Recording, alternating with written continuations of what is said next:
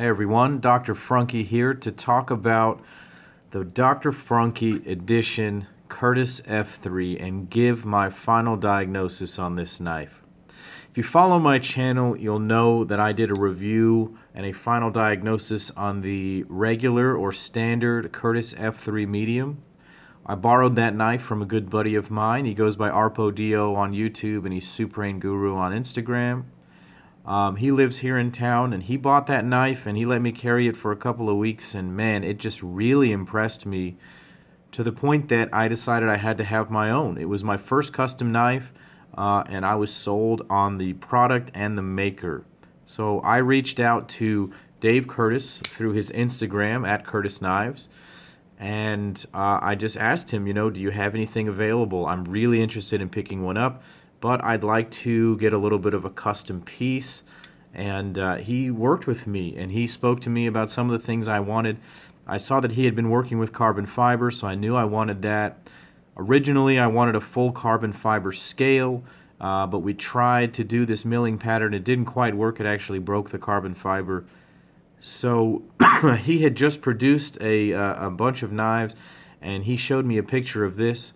I had also mentioned to him that I wanted the green titanium antique finish that he does so well.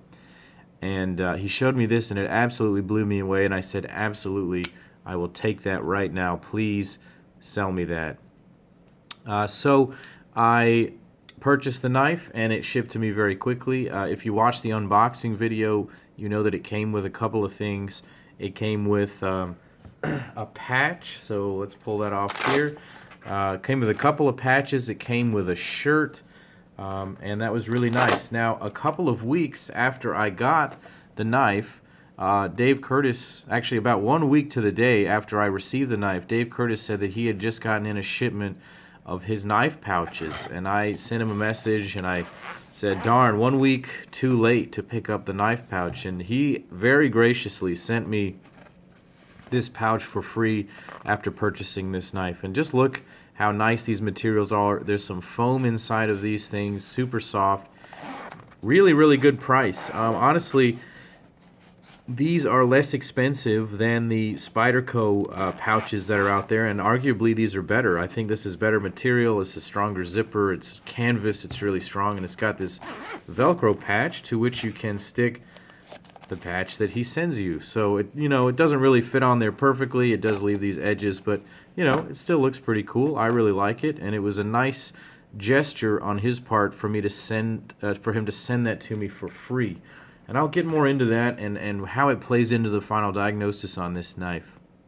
So, as we always do on this channel, let's talk about the knife anatomically. So, at the very front of the knife, we've got a 3.25-inch blade done in CTS XHP steel.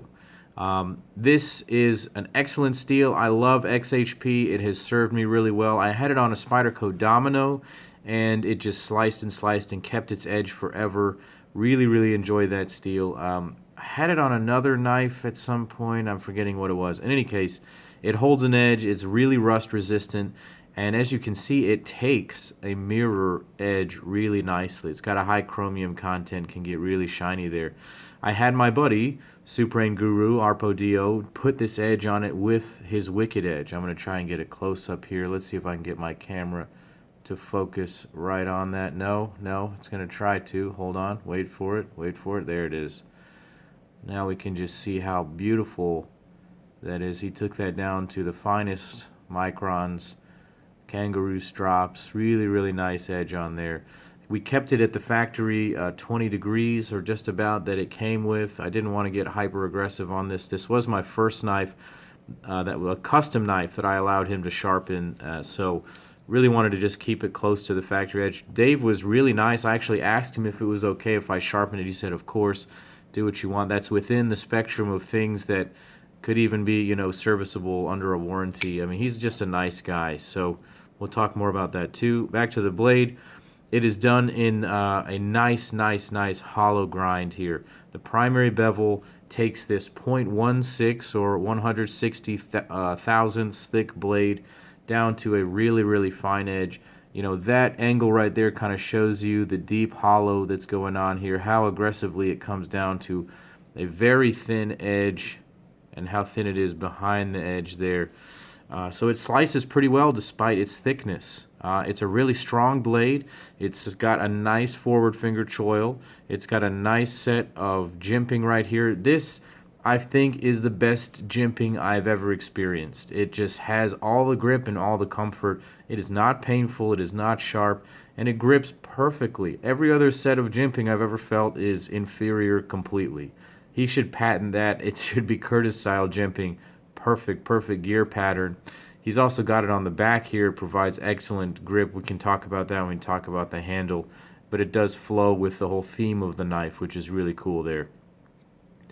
The Spanto grind is a little bit different than his older one. So his old Curtis F3 mediums, not only were they 3.5 inches as opposed to 3.25 inches as they are now, but they had a different Spanto grind. So the actual grind line went straight from that corner straight to the tip. But now the hollow grind is carried all the way out there, rounded off really nicely. It looks cool. And then this Spanto tip is flat ground. It's almost convex ground. It's hard to really describe that perfectly. I don't feel like it's totally flat. It doesn't really look like it, but it provides a lot of material way out there to the edge.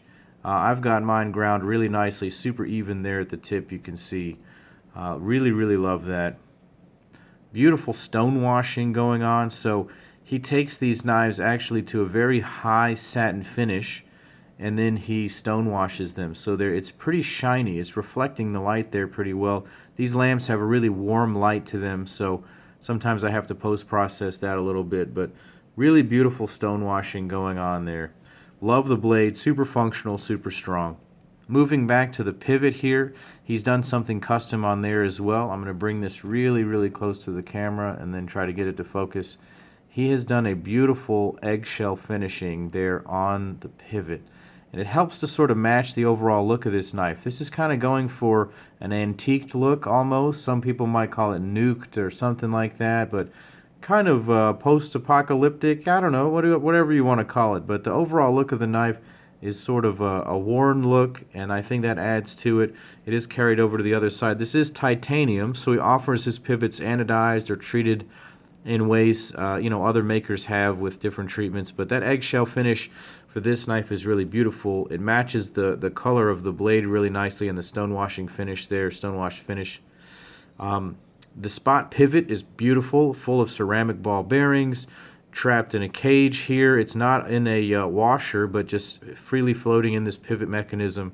Super smooth. It's got the included stop pin inside of the pivot, so there's no ugly stop pin on the top of the knife here. It keeps the lines clean and smooth, and it's the over travel stop for the lock bar right there. So really nice, ingenious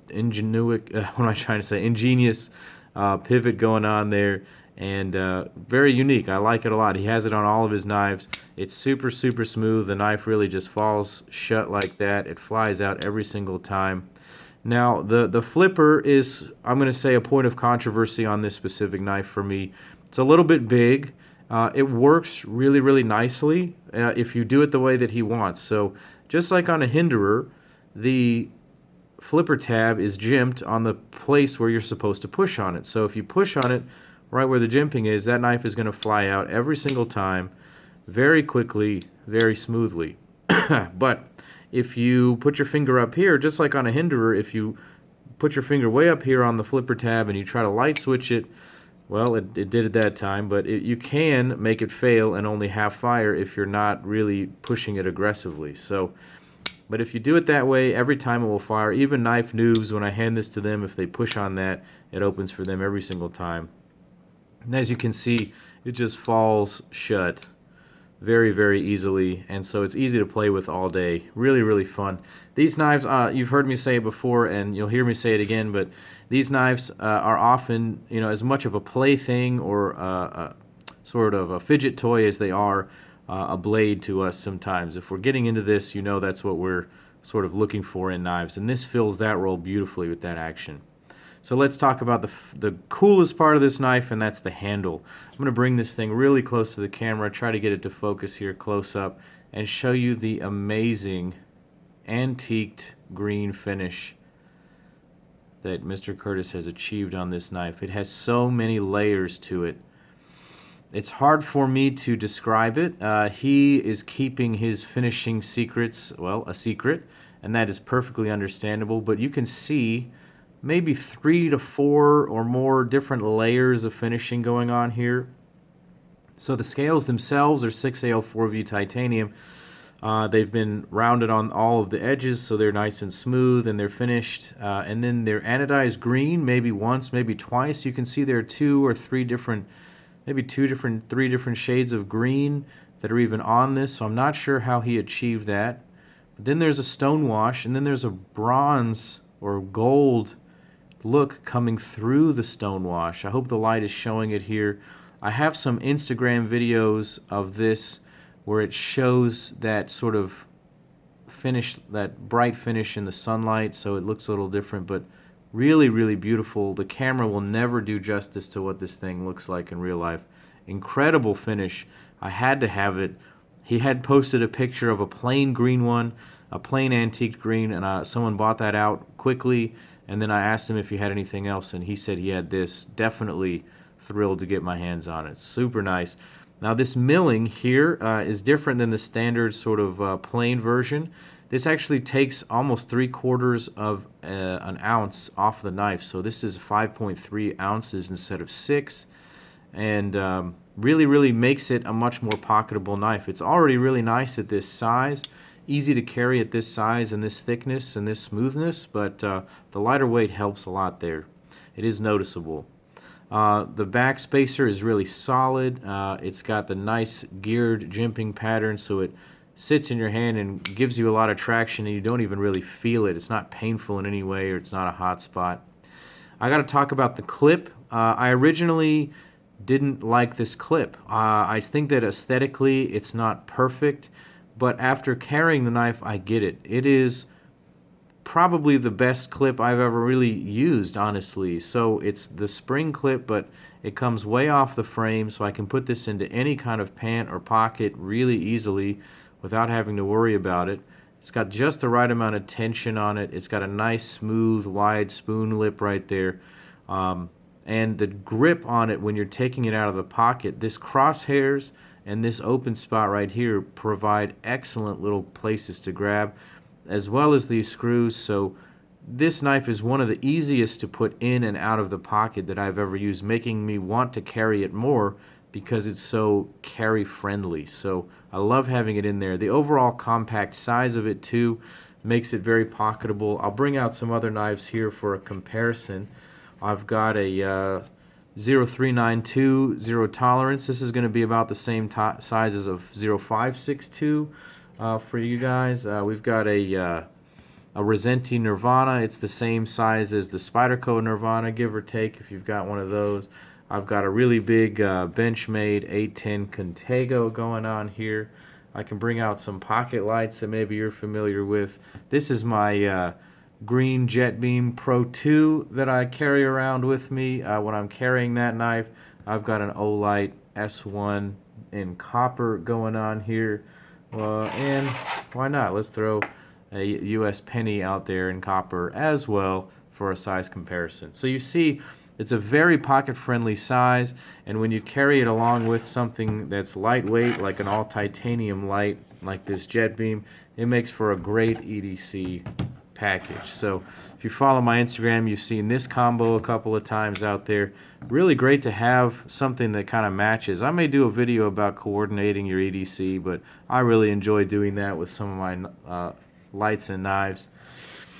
So let's talk. We've talked about this in terms of its components. Let's talk about how it carries. I guess we've talked about how it carries, but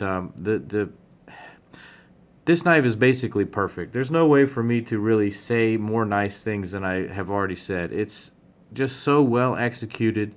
It looks great. The quality is there. The centering is perfect. The materials are also well done. The finishing is there. This one is specialized. It's got this carbon fiber going on here This is called 787 carbon fiber.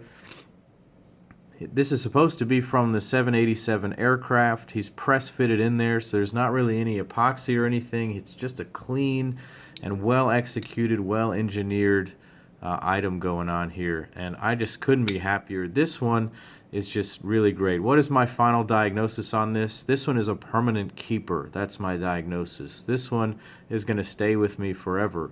It is so perfect that it made me not want to carry my Hinderer XM18, so I sold my XM18. It's that perfect. It encouraged me to look more into the world of custom knives, and so I ended up picking up this Peter Rossetti Nirvana because this knife is also really perfect. I'm going to carry this a little bit longer and give a final diagnosis on this knife as well, so look forward to that on the channel. But I love this knife so much that I sold my Spyderco Nirvana, which I thought I would never sell, the one with the regrind on it. Someone gave me an offer I couldn't refuse. I never carried it anymore because of that, so I just had to let it go. But you know, this knife was a gateway for me to look more into custom knives. You know, I intend to do some more affordable knives on the channel. Right now I have been carrying a little bit this little Spyderco Tenacious, so we're really going back down to the budget friendly knives. This one I'm thinking about giving as a gift. I think that might make an interesting Christmas time video there. But other things coming up on the channel. Definitely go check out Curtis Knives. Check out his Instagram at Curtis Knives. Go to curtisknives.com. He sells these knives directly. He's got a whole bunch of them on knifecenter.com as well. His website offers a unique advantage in the sense that he's doing these knife of the day sales. He announces them on his Instagram, and then he puts knives on his site for 25% off. So he might do some special edition F3 a lot like this one and then offer it on the site for 25% off. This knife cost me close to $900. I'm just going to be honest with you. You need to know what the price is if I'm going to talk about it. But at 25% off, that would just be an incredible, incredible deal. And even on his standard editions at 25% off, they go from $625 down to about $500. So totally changes the game. So go check those out. Click like and subscribe to my channel if you enjoy my videos, guys. I am really enjoying making these. It's hard for me to do them as frequently as some of the other knife guys on YouTube, but definitely enjoying being a part of the community. Leave your comments down below about what you think about the Curtis F3 and some other knives that you'd like to see. I just sold, like I said, my Hinderer and my Spyderco Nirvana, so I got a little bit of money. I want to make some new purchases somewhere in the lower end range that I have with these last two custom knives. I want to go back to some production knives and talk about them too. So let me know down in the comments. Thank you guys for watching. Subscribe to my channel, follow me on Instagram, and as always, this is Dr. Frunkey saying, take care.